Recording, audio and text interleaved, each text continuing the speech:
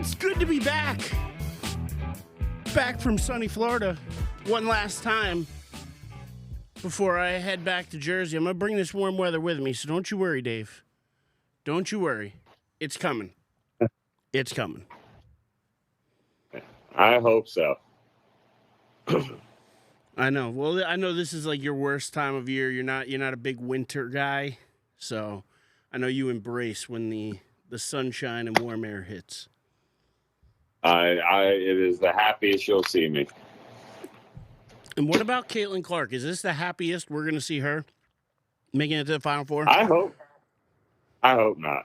I hope she can go win a national championship because to me, and I don't know if you guys would agree to this, but to me, all of the accolades she's achieved. How disappointing would it be to end your college career without a national championship? Need the ring. Oh, by the way, Joey D, welcome. How are you? Back on Die on This Hill. Good to have you. Give us your opinion, man.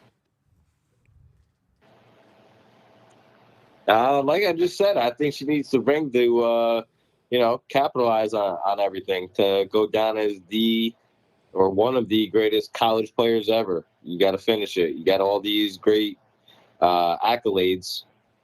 Missing one thing, though. Go get it.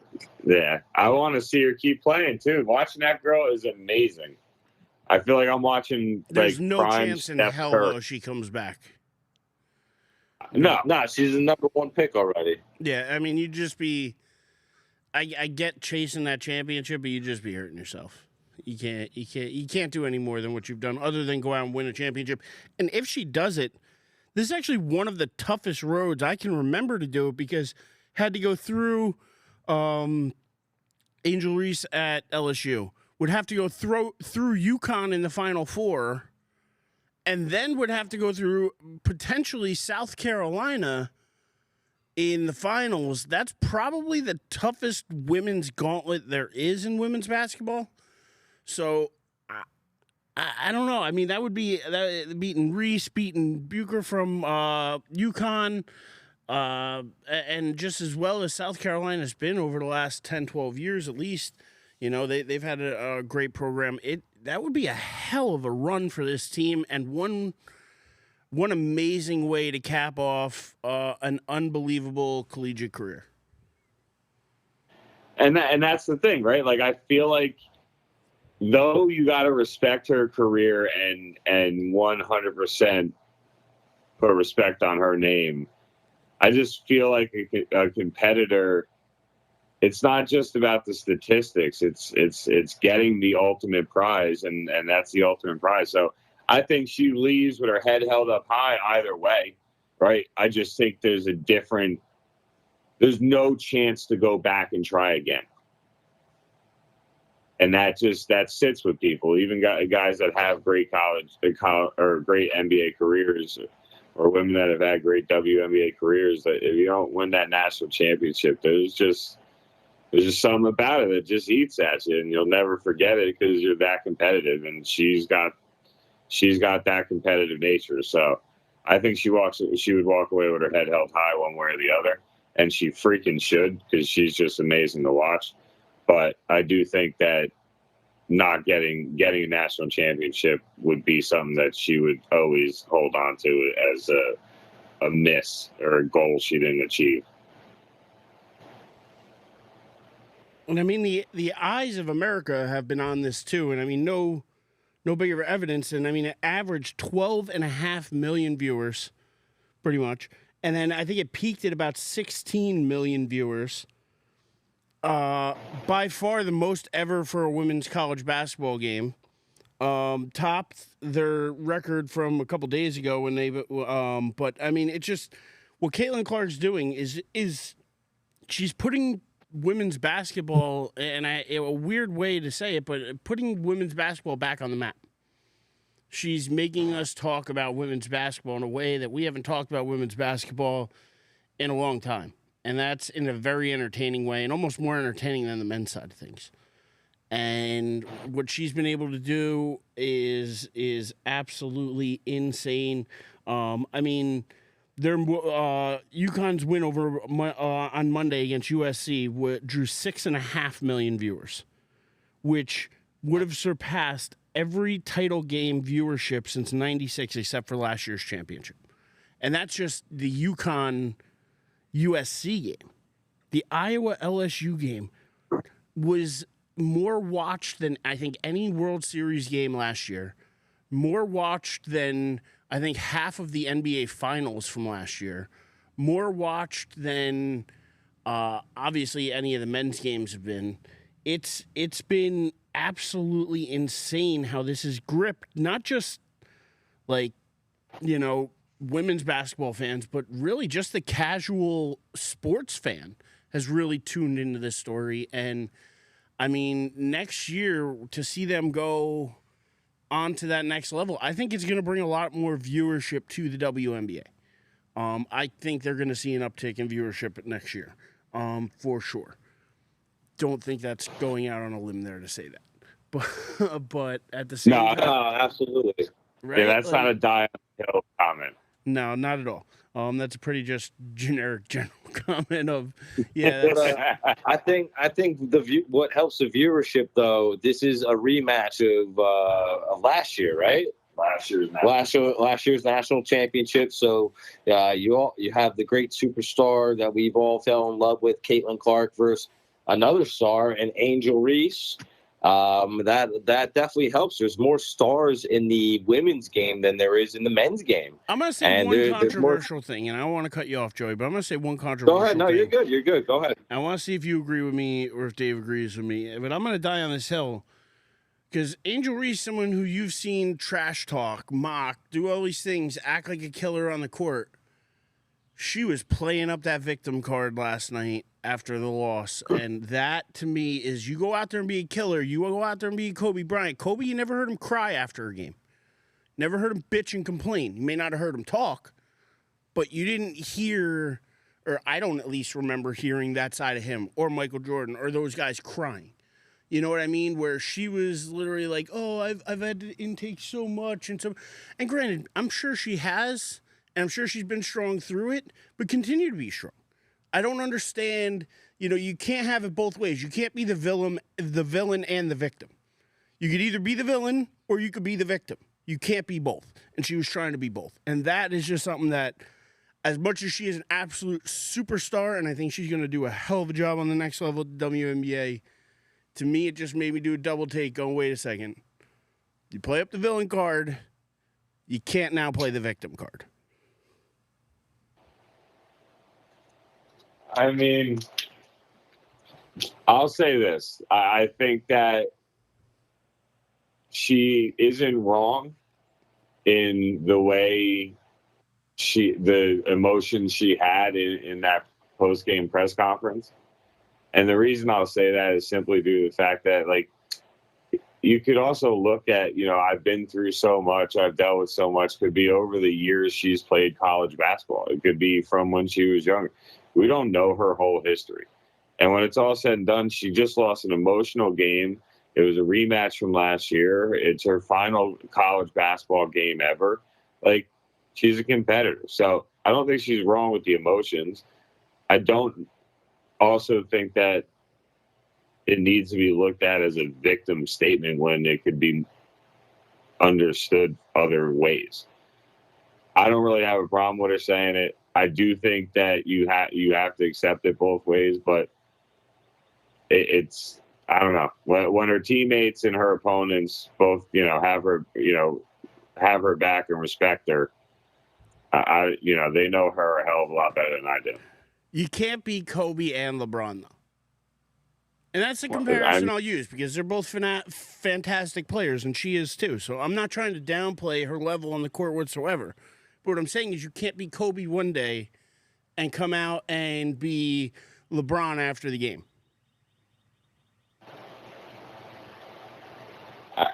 I know what you're saying, but she's not Kobe. She's not LeBron. She's Angel Reese. All right. That's a good quote. I don't know. Joe, you got anything on this?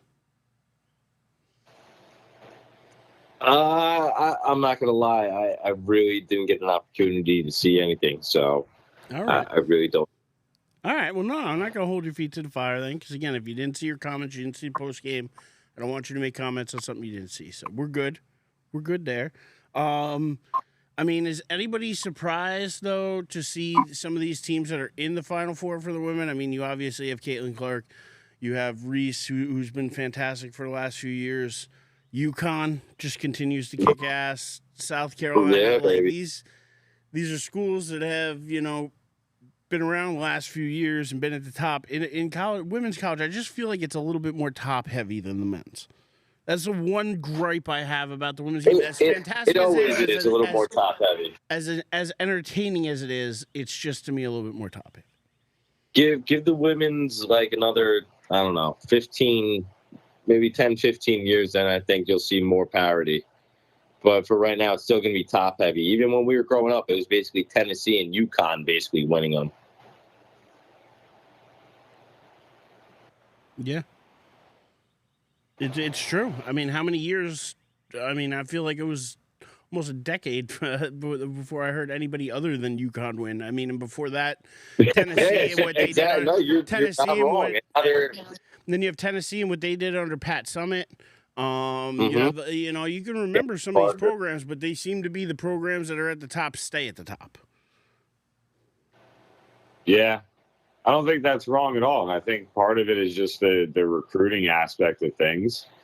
And, but there's more women that are better at playing basketball. So now you're starting to see more a team here or a team there. It's just got to take time. But I think that goes back to our earlier point is watching Angel Reese, watching Caitlin Clark. Like, there's no one and done rules for that WNBA, so you get to see these girls develop. You get to see teams develop, and they get better each and every year.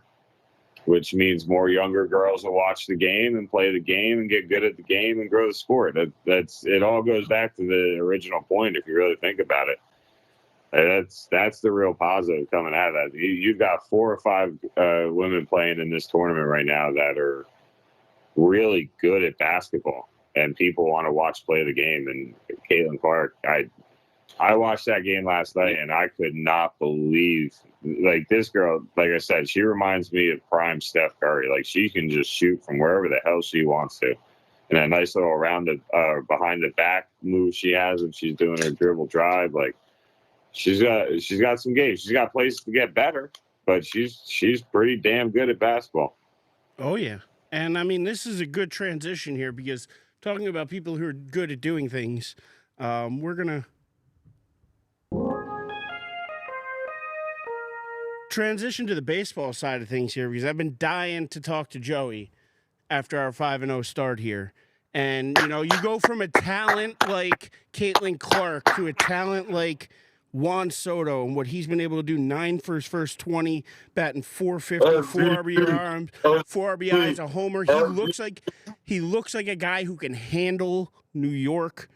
On top of that, you have Volpe tearing the cover off the ball. You have Orlando Cabrera tearing the cover off the ball. Judge hasn't even really gotten started yet. He's still practically taking spring training at bats because of his injury.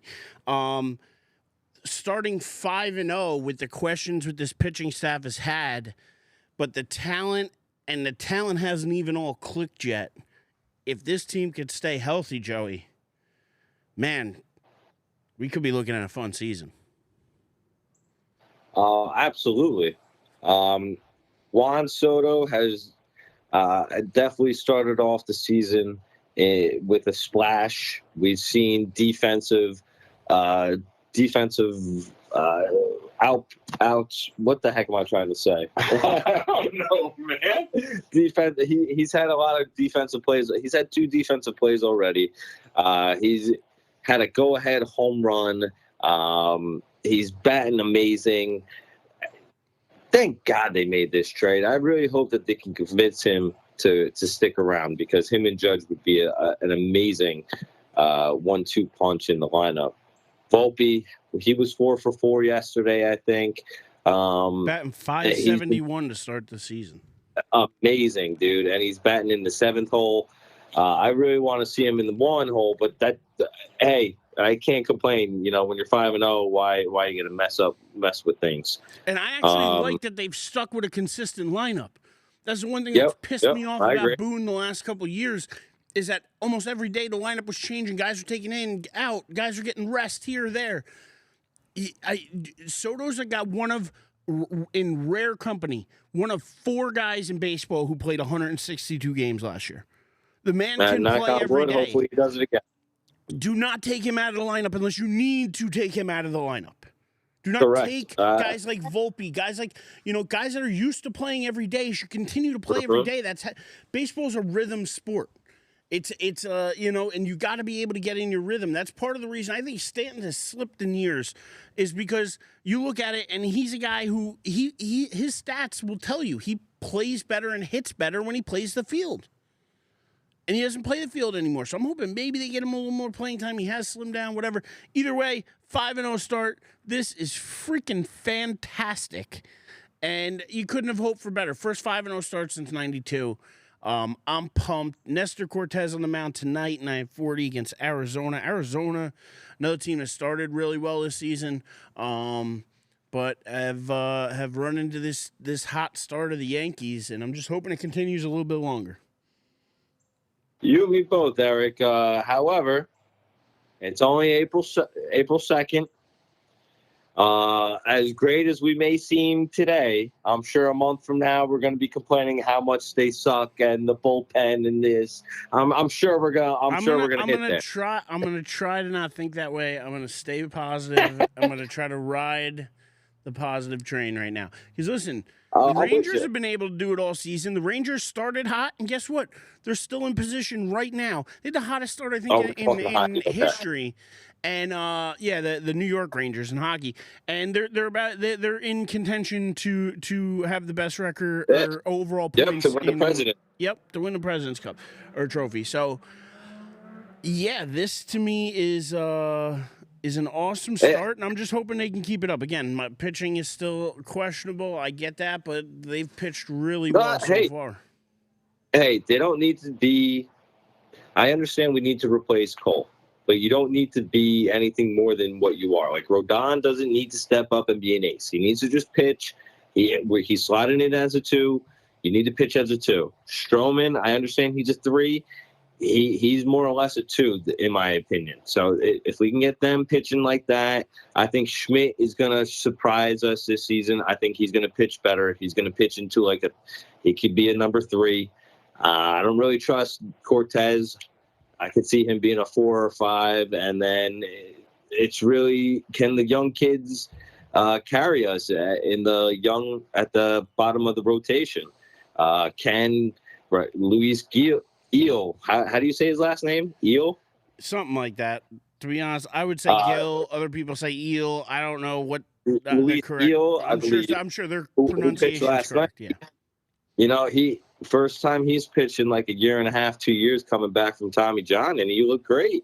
If he can give us some innings, that'd be amazing. I mean, maybe we can overcome this Cole injury, and then all of a sudden he comes back in May or June, and maybe we're 20 games above 500 ready to go with him, Yeah, I agree. Hey, Dave, I don't know if you've watched any of this hot Yankees start. I don't want to leave you out, but I also didn't want to force your heart to talk about your Mets at all if you weren't ready. I was going to say, give the bad news.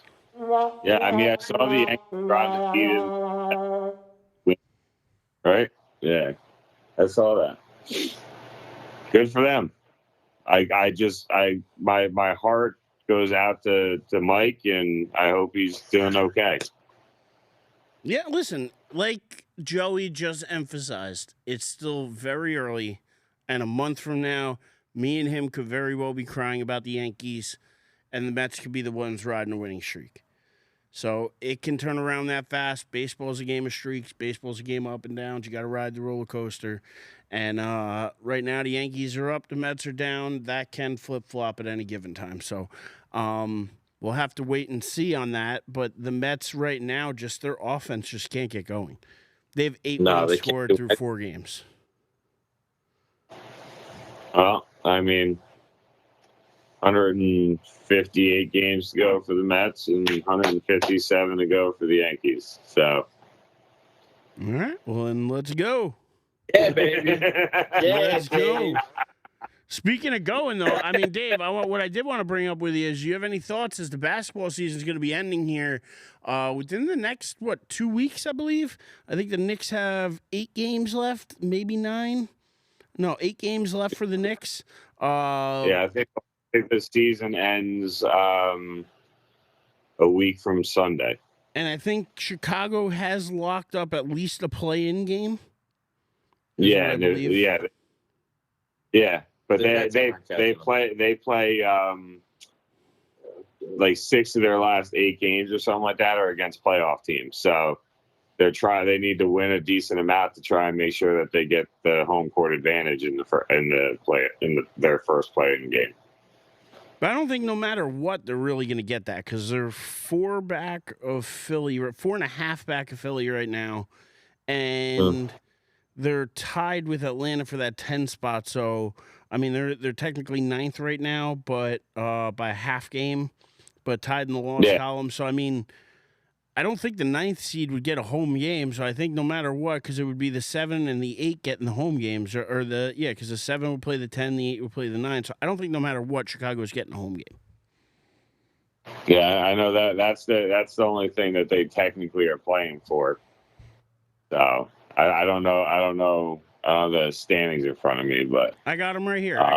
So you got Miami at 41-33, Philly at 40-35. Chicago's 36-40. So that's where I mean they're 4.5 game back, 5 back in the loss column of Philly. So 10 out of 10. Yeah, so they're good. They're pretty much guaranteed 9 or 10. Yeah. And Atlanta would have to pretty much lose out for Brooklyn to get in at the 10 spot. Yeah, I mean, in all honesty, they're not going anywhere either way. So to me, I don't know. It's rough with Chicago, but the Knicks, man, they're looking really good. Boston, Philly fell off with Embiid out, but he's coming back tonight with a big game against one of the better teams in the Western Conference, who's fighting for position. Phoenix, I think I'm sorry, not Phoenix, the Thunder. But like,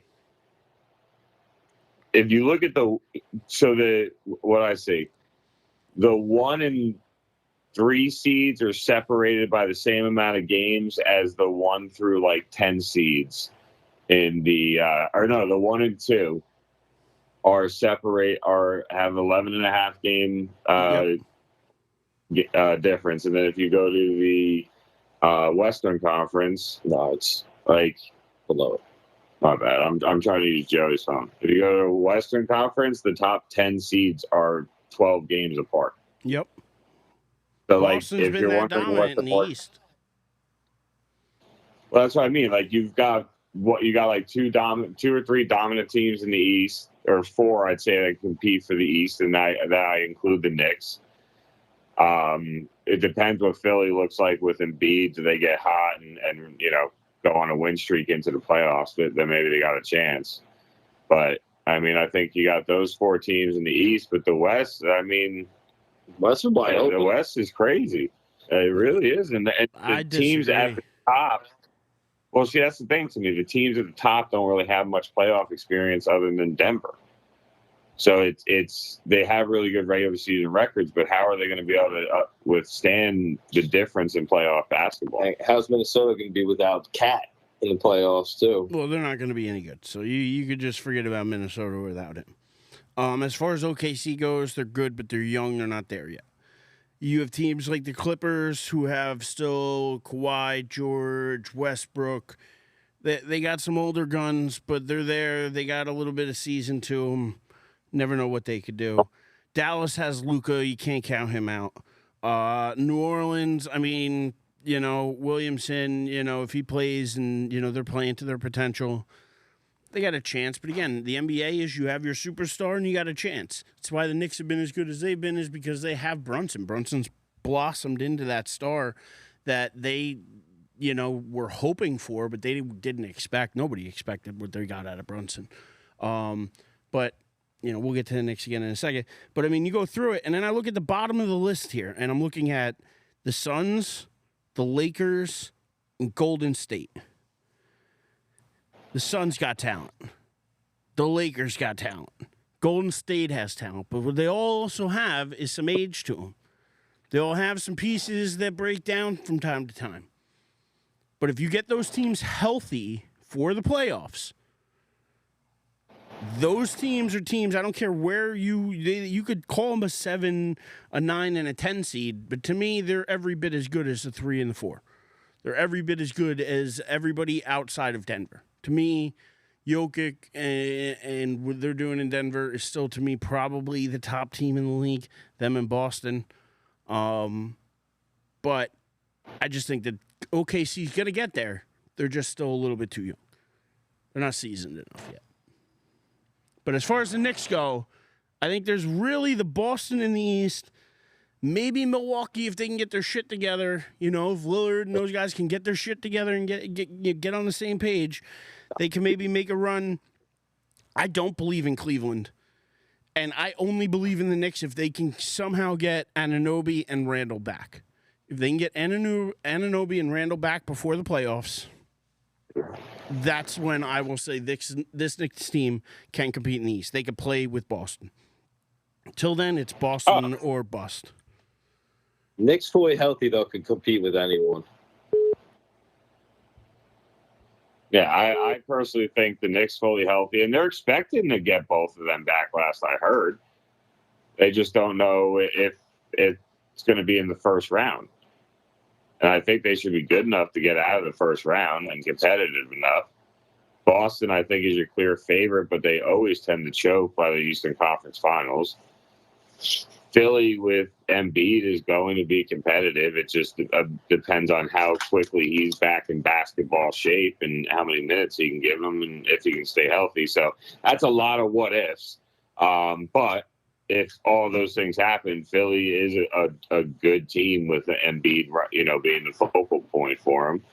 And then, I mean, on the West, I don't agree with you. I think the Lakers can win a series, but I don't think they get beyond that. I just don't trust Anthony Davis, and LeBron is really, really, really, really great at playing basketball, but I don't know. I just don't see them going far. Golden State, to me, is lucky to make the playoffs. I think Sacramento is better than both the Lakers and Golden State, and that they deserve to be the 8 or the 9, whatever. I don't know how many teams they're in. Yeah, the 8. So I mean, I think the West is going to be here. You want my die on this hill? Yeah, I do. Always. For the Western Conference playoffs, not one series goes less than 6 games. Wow.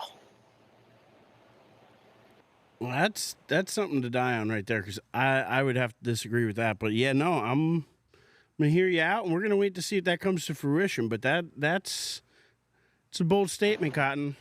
Let's see if it pays off for you. I'm not saying I'm willing to get slapped in the face with a tortilla for that shit. Just to be clear, I'm just dying on that hill. That's it. All right. I hear you. Listen, the hill I'll die on is I think if the Knicks get Anunoby back and Randall back, they're making the conference finals. That's where I die on that hill. I think they make the conference finals. I think I would join you on that hill. I might join you too on that hill because I don't trust Doc in the playoffs. Milwaukee's been average since he's been there. I think I would die on that hill with you. A fully healthy Knick team, I think they're dangerous.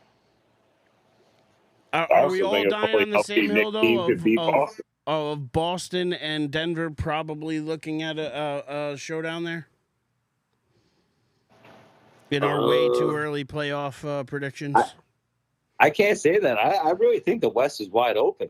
The Clippers are going to scare people. Kawhi's won a ring, and he's finally healthy. I know they've been slacking recently, but I mean, basically 80% of the season, they were fantastic. Like you said, Luka and Dallas, they've come along recently. I just really think you're going to get a competitive Western Conference playoffs. I don't think it's going to be an easy road for Denver. But again, Denver's gotten hot at the right time, too. They've been killing it. And they're showing why they are the champs and putting it into another gear right before the playoffs start. So it should be fun.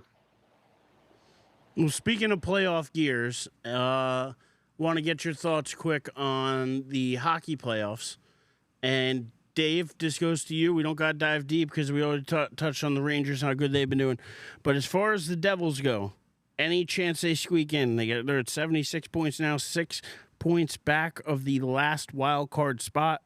They play in the next few days over the course of the last 8 games, a bunch of the teams that they're either in line with or that are right in front of them, including Pittsburgh, the Islanders, Detroit, Washington. Any chance the Devils can make a run and get into the playoffs? They play Pittsburgh tonight. I mean, I would love Tied to say 1-1 yes. right now with Pittsburgh. Yeah, I would love to say yes, but I don't think the schedule favors them. And I mean, they can't get their goaltending to show up consistently. Their defense in general, sometimes they hang their goaltender out to dry. So I mean, some of those goals I'm well aware are on his fault, like all on him. And offensively, they're a fun team to watch, but they just.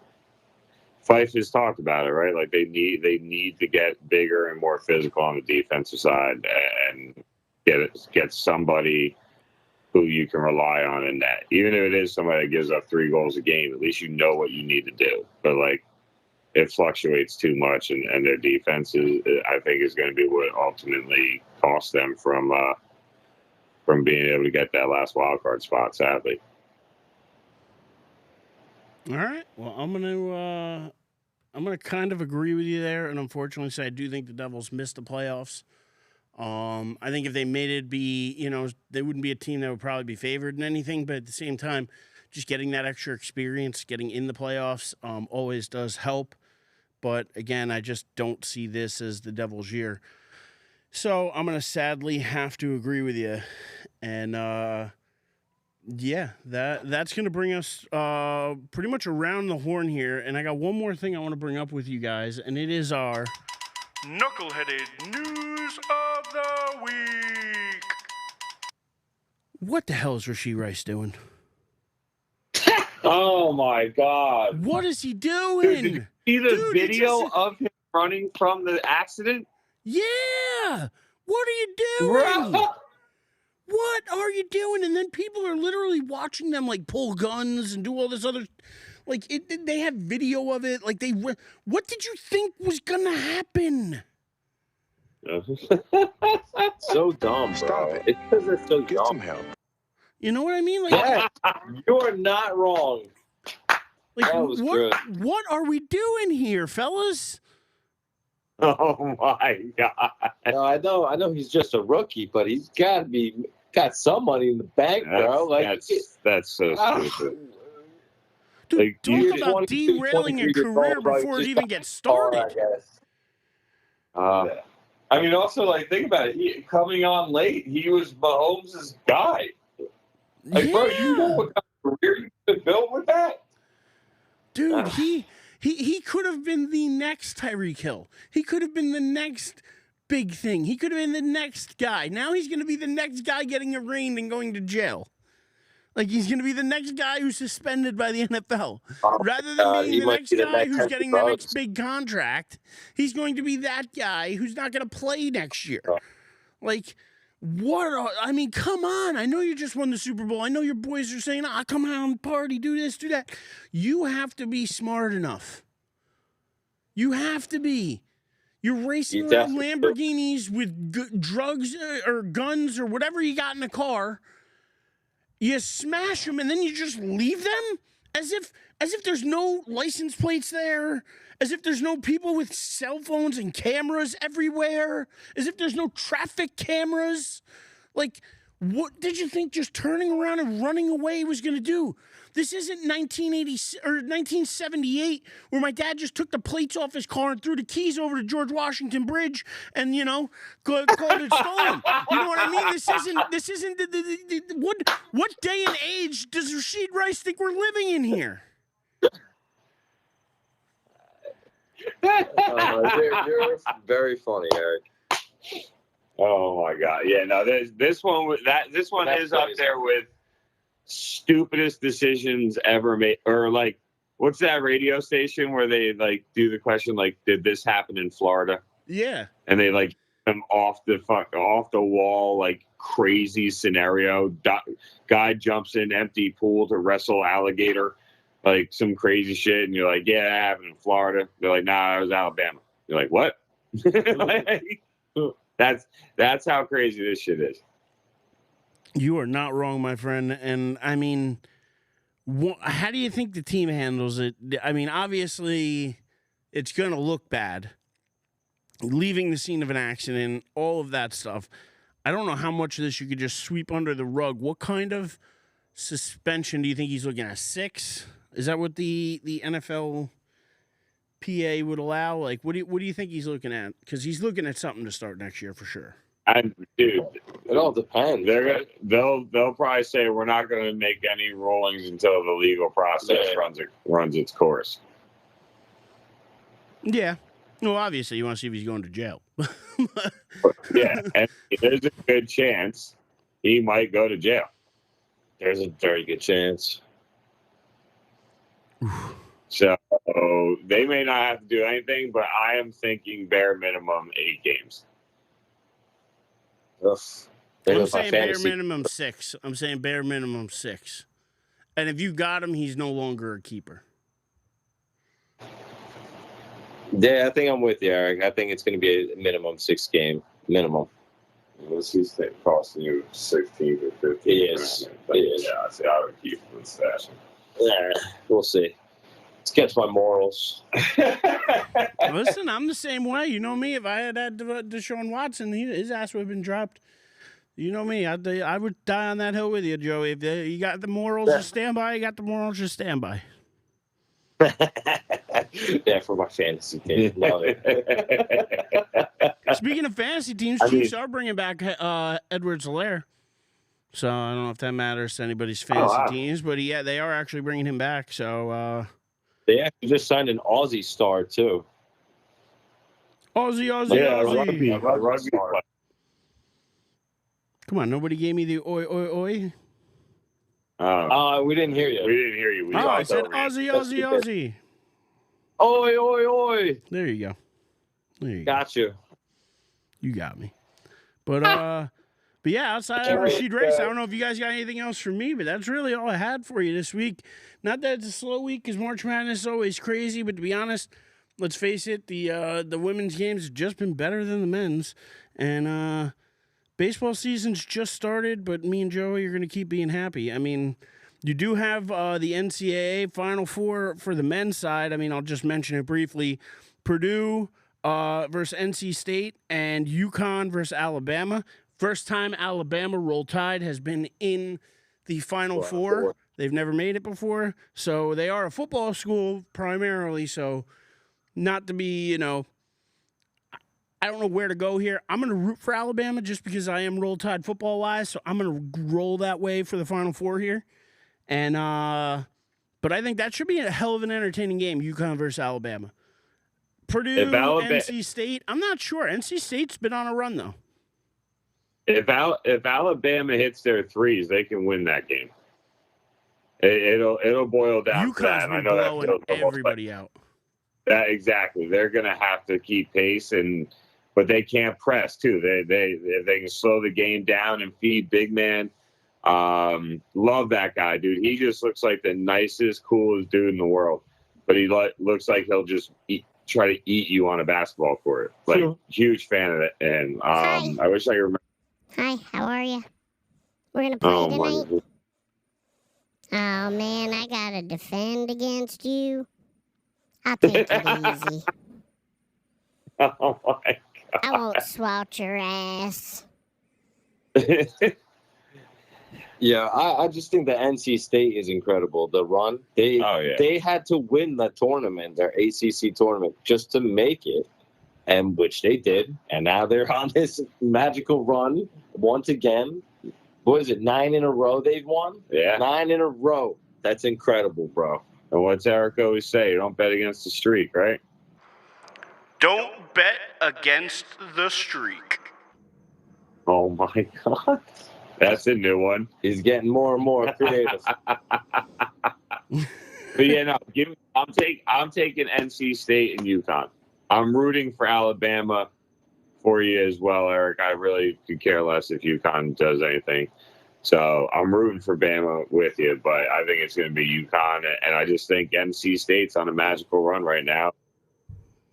Purdue, I don't know, man. If you can limit what Big Man does, you're in a good spot. But I won't lie, seeing Purdue, Alabama in the finals, and seeing those two guys go at each other.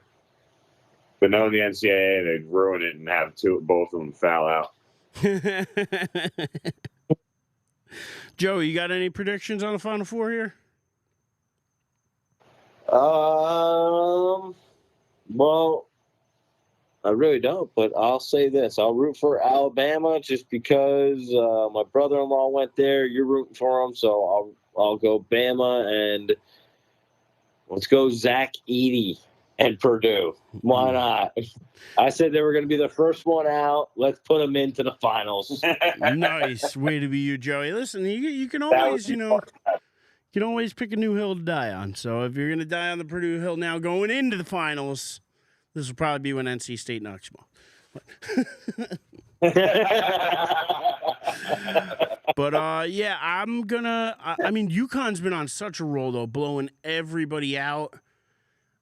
I think Alabama would have to obviously keep it close to have a chance, but I don't know how UConn would be in a close game right now because they haven't really played one in a while. I mean, they're an 11.5-point favorite in this game. Ooh. That's all right. Yeah, I'm gonna roll I'm gonna root for Alabama. I'm gonna go. You know what? I'm gonna say it. I'm gonna go Roll Tide, and I'm gonna go Purdue. That's what I'm doing. That's what I'm doing. Tide. Roll Tide, Purdue. Although I'm not. I won't be too crazy if UConn does win because listen, they've been dominant through this whole tournament, and yeah, they kind of deserve it. So I'm gonna. But I'm gonna roll Tide as always, and give me to Purdue. Give me Edey. Yeah, so, March Madness, baby. I will say this: It's madness. if UConn does win, whoever they play, that will be a matchup I'll look forward to watching. All right. Well, listen. I think no matter what matchup you get, it's going to be fun to watch. I think I can absolutely agree with you, and I think that's a great way to end here, fellas. So tell them where they can find you. So at David Hastings 23 on Twitter, or X, formerly known as Twitter, and that's all I got.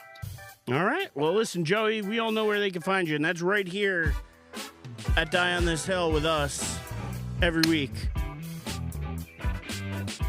Because there's no social media for you, my friend. Unless you want to follow at Joey D Sports. Very true, very X. true. You can follow me at The Living Legend on X, at Die on This Hill on YouTube.